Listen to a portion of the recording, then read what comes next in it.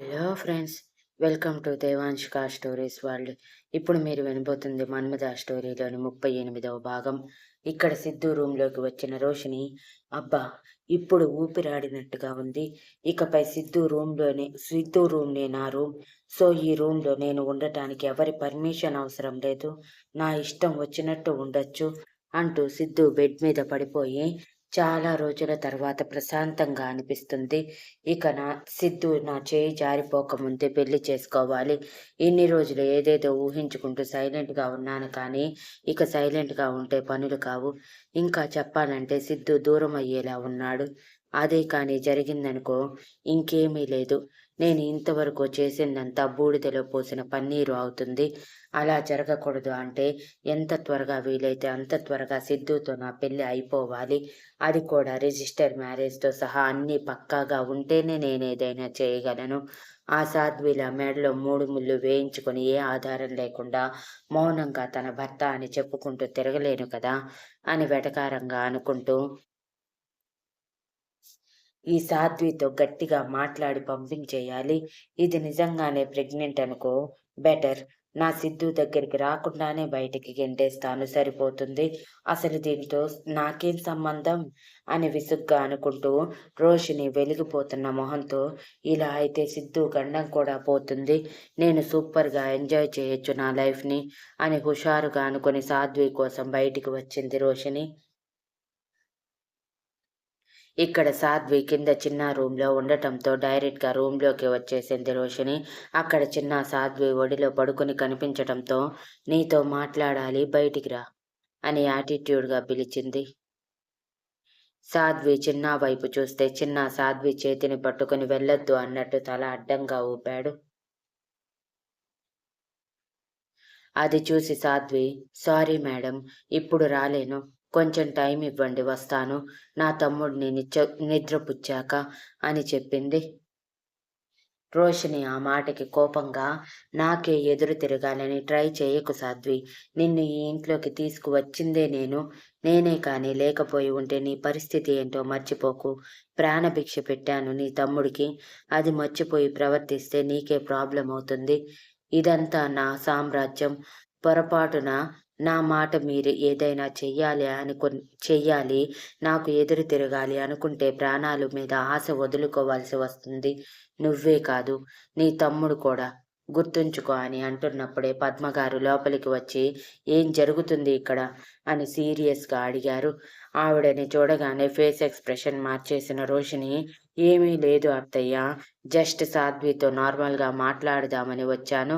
But తన తమ్ముడిని నిద్రపుచ్చుతో ఉండటంతో ఇప్పుడు కుదరదని చెప్తుంటే, సరే సాధ్వి, నిదానంగా ఎంత టైమైనా పర్వాలేదు, నీ కోసం వెయిట్ చేస్తూ ఉంటాను అని చెప్తున్నాను అని మాట మార్చేసి పెదవుల మీద బలవంతంగా తెచ్చిపెట్టుకున్న నవ్వుతో చెప్పి సాధ్వి వైపు ఉరిమి చూసింది. తను చెప్పింది నిజమని చెప్పమని కళ్ళతోనే చెప్తూ. సాధ్వి రోషిని చూపుకి ఒక నిట్టూర్పు విడిచి, అవును అత్తమ్మ, మేడంతో నేను మాట్లాడాలి. కొంచెం ఇంపార్టెంట్ మ్యాటర్. నేను అనుకున్నది మాట్లాడితే కానీ నేనొక నిర్ణయానికి రాలేను అని అనటంతో పద్మగారు సీరియస్‌గా, ఏ నిర్ణయమైనా బాగా ఆలోచించి తీసుకో సాధ్వి.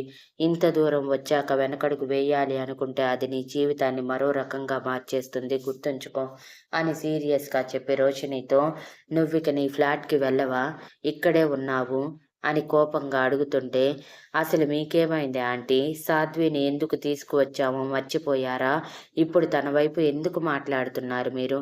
సిద్ధుని నేను పెళ్లి చేసుకోబోయేది ఈ అమ్మాయి కేవలం అని చెప్పబోతుంటే సాధ్వి మేడం అని గట్టిగా అరిచి చిన్నా వైపు చూస్తూ, చిన్నా నువ్వు పడుకో, నేనిప్పుడే వస్తాను అంటూ రోషిని చేతిని పట్టుకొని బయటికి లాక్కెళ్ళిన సాధ్వి, నా తమ్ముడికి ఇంకా పూర్తిగా నయం అవ్వలేదు మేడం. ఇలాంటి మాటలు చెప్పి నా తమ్ముడికి ప్రాణాపాయం తీసుకురాకండి. నేను ఇంత చేసింది సిద్ధు గారి ప్రాణం కోసం, నా తమ్ముడి ప్రాణం కోసమే. అటువంటిది వాళ్ళిద్దరికే ప్రమాదాన్ని తీసుకువస్తాను అంటే చూస్తూ ఊరుకుండలేను, గుర్తుంచుకోండి అని చాలా సీరియస్‌గా చెప్తే, రోషిని పళ్ళు కొరుకుతూ సాధ్విని కొట్టాలి అనుకుంది, కానీ వెనక పద్మగారు ఉండటంతో ఏం చేయలేక, సరేలే, దానికెందుకు ఇంతలా అరుస్తున్నావు? అయినా నా మీద అరిచేంత ధైర్యం నీకు వచ్చిందంటే డెవలప్ అయ్యావు. సరే, నీకు సమయం ఉన్నప్పుడే మాట్లాడదాం. వెళ్ళు నీ తమ్ముడి దగ్గరికి అని చెప్పి కోపాన్ని కంట్రోల్ చేసుకుంటూ పద్మగారి వైపు తిరిగి అత్తయ్య అంటుంటే, ఆంటీ అనే పిలువు. నాకు అదే కంఫర్ట్‌గా ఉంది రోషిని. ఇక నువ్వు చెప్పిన విషయం, ఆ రోజు నిర్ణయం మాది. మేము పెళ్లి చేసుకోమంటేనే సిద్ధు పెళ్లి చేసుకున్నాడు. నువ్వు చేసుకోమంటే కాదు. అది గుర్తుంచుకో. అండ్ ఈ పెళ్లి నువ్వెందుకు చేశావో కూడా తెలుసు. నీ స్వార్థం నువ్వు చూసుకున్నావు నా కొడుకు విషయంలో. ఇలా స్వార్థం చూసుకునే అమ్మాయి నా కోడలిగా అక్కర్లేదని ఏ క్షణమైతే సాధ్వి తన ప్రాణాల మీద ఆశలు వదిలేసి మరి నా కొడుకు కోసం ఆలోచించిందో ఆ క్షణమే ఫిక్స్ అయ్యాను. నా కొడుకుకి భార్య అంటే సాధ్వినే. లైఫ్ లాంగ్ తనే నా కొడుకు భార్యగా ఉంటుంది అని అంటే, అది జరగదు ఆంటీ అని రోషిని పళ్ళు కొరుకుతూ చెప్పి, సిద్ధు నావాడు. నన్ను దాటి ఎక్కడికి వెళ్ళలేడు. నేను వెళ్ళనివ్వను. గుర్తుంచుకోండి నేను చెప్పేది కూడా అని సీరియస్‌గా చెప్పింది. తన మాటలకి కోపం వస్తున్నా సరే పద్మగారు ఆపుకుంటూ అది చూద్దామని చెప్పి మొహం తిప్పేసి వెళ్ళిపోతే, రోషిని పళ్ళు కొరుకుతూ, నేను లేని ఈ 3 నెలల్లో ఇది అందరినీ బాగా గ్రిప్‌లో పెట్టుకున్నట్టుంది. మోసపోయాను. దీని చేతుల్లో మోసపోయాను. ఇక కుదరదు. నేను నా కెరియర్ వదులుకోవటానికైనా సిద్ధమే కానీ సిద్ధుని మాత్రం వదులుకోలేను. ఇంత చేసింది సిద్ధు కోసమే నేను. అటువంటిది సిద్ధుని వదులుకొని నేనేం చెయ్యాలి? ఎలానో దీనితో పెళ్ళయ్యింది. దీనికి కడుపు కూడా వచ్చిందంటున్నారు కాబట్టి నా ప్రాణానికి ప్రమాదం లేదు ఇప్పుడు. సో నేను సిద్ధుని పెళ్లి చేసుకుంటాను.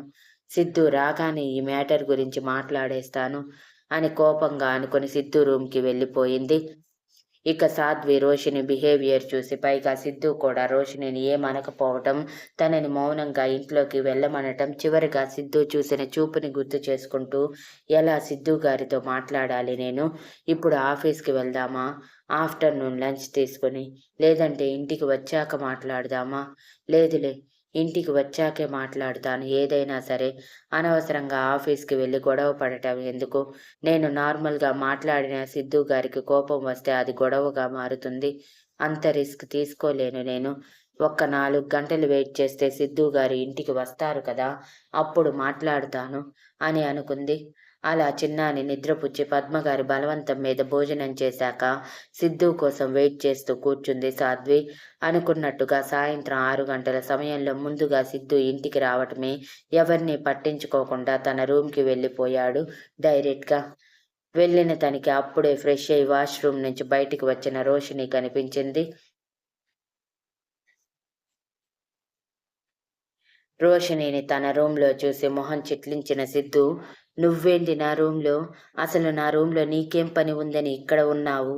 అది కూడా నేను లేని టైంలో" అని సీరియస్‌గా అడిగితే, "అది బేబీ" అంటూ రోషిని సిద్ధు దగ్గరికి వస్తూ, "ఇకపై నేను ఈ రూమ్‌లోనే కదా ఉండేది.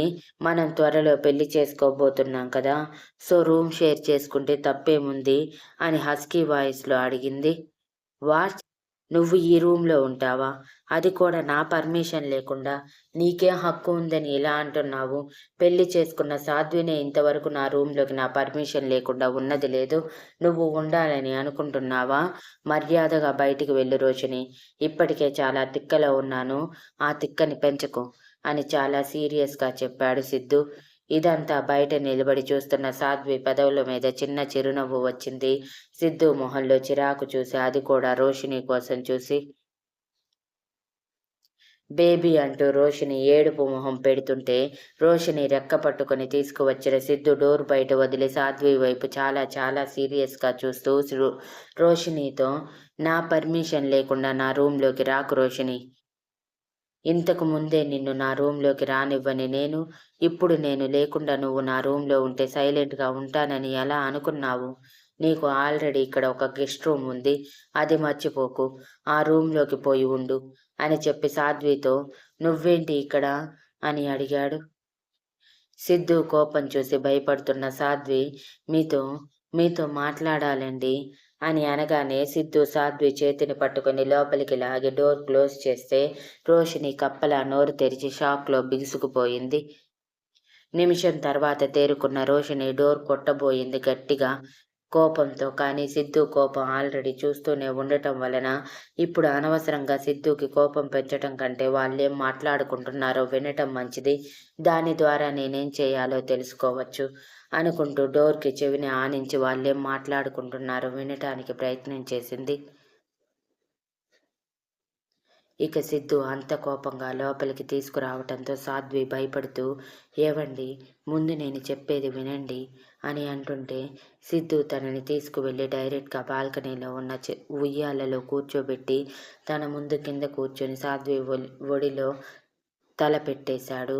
తన నడుము చుట్టూ చేయి వేసి, కోపంగా ఉన్న సిద్ధు తనని కొడతాడు, లేదంటే తిడతాడు అనుకున్న సాధ్వి, సిద్ధు యాక్షన్ తను ఊహించిన దానికి ఆపోజిట్‌గా ఉండటంతో ఆశ్చర్యపోయి, సిద్ధు జుట్టులో వేళ్ళు చనిపి, ఏమైందండి? ఎందుకంత డల్‌గా ఉన్నారు? 1000 లంకణాలు దాటినంత పని చేసినట్టు మొహం చాలా డల్‌గా మారిపోయింది. దేని గురించో సఫర్ అవుతున్నారు అనిపిస్తుంది. ఏమైందో నాతో చెప్పొచ్చు కదా అని అనుకుంటూ సిద్ధు మొహం లేపబోయింది. నన్ను ఇలా వదిలేయి సాధ్వి కొంచెంసేపు అని సిద్ధు అనటంతో సాధ్వి సైలెంట్ అయ్యింది. ఇక అలానే కళ్ళు మూసుకొని నిద్రపోయాడు సిద్ధు జెట్లాగ్ వల్ల. అందులోనూ ఆఫీస్‌కి వెళ్ళి స్ట్రెయిన్ అవ్వటం వలన. పావుగంటకే తన ఒడిలో ప్రశాంతంగా నిద్రపోతున్న సిద్ధుని చూసి సాధ్వి అతని తల నిమురుతూ, ఏమైంది సిద్ధు గారు? నా మీద కోపంగా ఉండుంటే ఇలా చేసేవాళ్ళు కాదు. లోపలికి రాగానే కనీసం అరవనైనా అరిచేవారు, లేదా కొట్టేవాళ్ళు. కానీ ఇలా నా ఒడిలో ప్రశాంతత వెతుక్కునేవాళ్ళు కాదు. అంటే మీకు నచ్చనిది ఏదో జరిగింది. అది నా విషయంలో అయితే కాదు. కానీ ఎందుకు రోషిని మేడంని తీసుకువచ్చారు? ఒప్పుకుంటాను, మీరిద్దరూ ప్రేమించుకున్నారని. కానీ నేను అక్కడ మీకు చాలా క్లియర్‌గా చెప్పాను కదా నా మనసులో మాట అని తనలో తానే లోలోపల అనుకుంటూ సిద్ధు తల నిమురుతూ అలానే కూర్చొని ఉండిపోయింది చాలాసేపు. వెనక వైపు నడుముకి సపోర్ట్‌గా పిల్లో ఉండటంతో బ్యాక్ పెయిన్ కూడా రాలేదు తనకి. దాదాపు గంట తర్వాత బ్యాక్ పెయిన్‌కి నిదానంగా కళ్ళు తెరిచిన సిద్ధూకి ఎదురుగా సాధ్వి నిద్రపోతూ కనిపించటంతో టక్కున లేచి నిలబడి, నేను దీని ఒడిలో ఇలానే పడుకున్నానా? అయ్యో, ఇది ఇంతే నిద్రపోయిందే అని అనుకుంటూ సాధ్విని జాగ్రత్తగా ఎత్తుకొని లోపలికి తీసుకువచ్చి బెడ్ మీద పడుకోబెట్టగానే సాధ్వి ఆ స్పర్శకి వెంటనే లేచి నిల్చుని, మీరు బాగానే ఉన్నారా సిద్ధూ గారు అని అడిగింది కంగారుగా. సిద్ధు సాధ్వి భుజాలు పట్టుకొని బెడ్ మీద కూర్చోబెట్టి, కంగారు పడకు సాధ్వి, నీతో మాట్లాడాలి అంటూ డ్రెస్సింగ్ మిర్రర్ ముందున్న స్టూల్‌ని తీసుకువచ్చి సాధ్వి ఎదురుగా కూర్చున్నాడు సిద్ధు చాలా సీరియస్ ఫేస్‌తో. Thank you for listening and please like, share, comment and subscribe.